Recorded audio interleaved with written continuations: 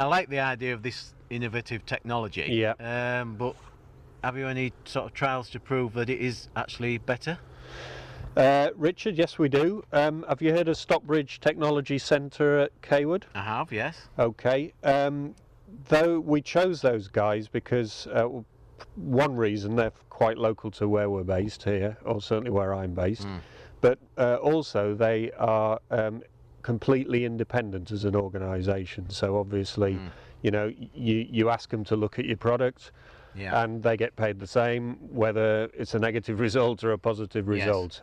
Quite a lot of organisations tend to do in-house testing. You know, that's what we need to know, because I don't like seeing in adverts and things that you say that these trials have done better, but then when you look at the bottom, they've picked you know, there might have been 20 trials and 17 haven't worked. Exactly. They picked the 3 that have.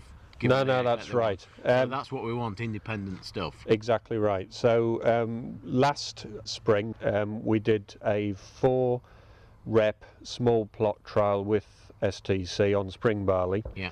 And over there they've got, you know, very highly manganese deficient soils. I mean, normally, Richard, you'll know that if you're going to test for manganese, you need to stress it out. So you go to obviously on barley, which, you know, can show it quite badly anyway, and then on land that really always needs quite multiple applications normally on cereals. There were 2 things we wanted to look at. Manganese alloy is the main differentiating point that we make against the other manganese 500s, is that it is basically a manganese carbonate product. It does have some advantages, as on the previous video you saw about stability and rinseability, right? But the main difference with the alloy technology is that in addition to the manganese carbonate, we've put some manganese nitrate in it, which, as you know, greens up a crop very quickly, as does sulfate. The question was, can you have almost the best of both worlds? Have all the stability and high manganese loading of an SC, but have the rapid green up of a nitrate.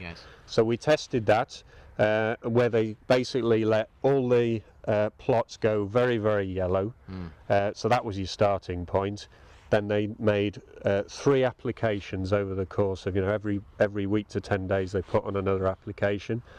They were testing manganese sulfate, so your 15%, 150 grams per litre solution. They were testing a leading manganese 500 carbonate, and they tested manganese alloy. And the alloy was tested at full rate and at 2/3 the rate. So they only put on 2 applications instead of 3 in one of the treatments. Also important to say that, you know, there is variation obviously in manganese content, so they adjusted everything to make sure that per hectare everything was getting the same manganese. All right. Now, even though last year was a bit, you'll remember, different. I mean, it was very dry in the spring, extreme, and then some quite, actually during sort of late May there was quite heavy rain at periods, so it was a bit abnormal. So it wasn't perhaps the best way to test some of the aspects, but the results came through start of this month, and they showed that, firstly, the manganese alloy statistically greened up the crop as fast as the manganese sulfate. So that was very important, because that was our first objective. Okay. They also did vigour assessments, and they showed that the manganese alloy was statistically more vigorous. You know, they're independent, and I think this is where this comes really into play. They do a vigour assay across the treatment reps, and the manganese alloy treated plants were statistically more vigorous than the leading manganese carbonate, which was another important.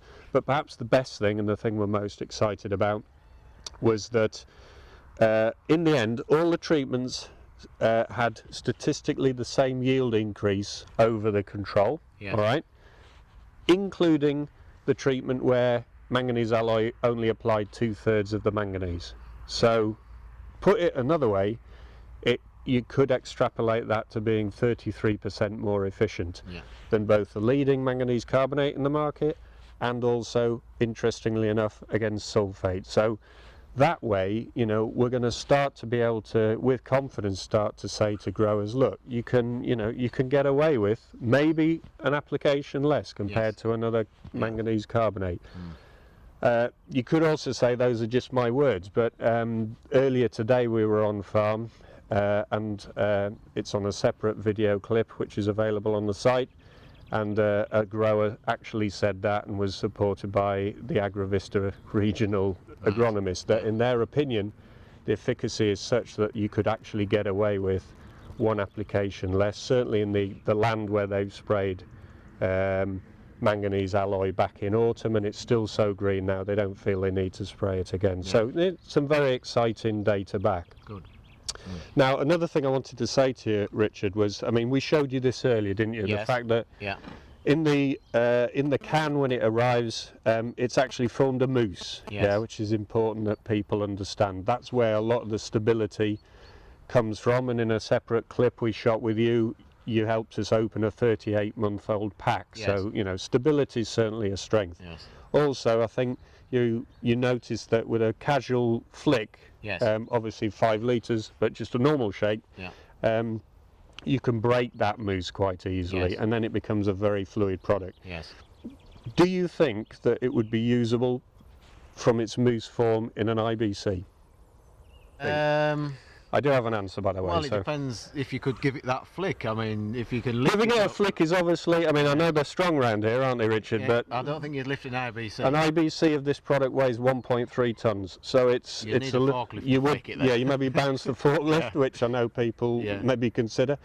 What we actually did in another test, Richard, was our chemist was sure that if you had the IBC that was completely moussed up, you threw a pipe into the middle of it, you just had a small electric pump, that the localized suction of that pump would be sufficient to break that mousse. Yeah. We actually demonstrated it on farm with a very important AgriVista customer 3 or 4 weeks ago, and they were very, very impressed and very happy with it, because it opens up a whole new level of, certainly with bigger farms. Of course, yeah. You know, now that also led on to other areas that you can use it for the manganese, but also, for instance, bitter salts. What's your opinion of bitter salts and handling it on farm?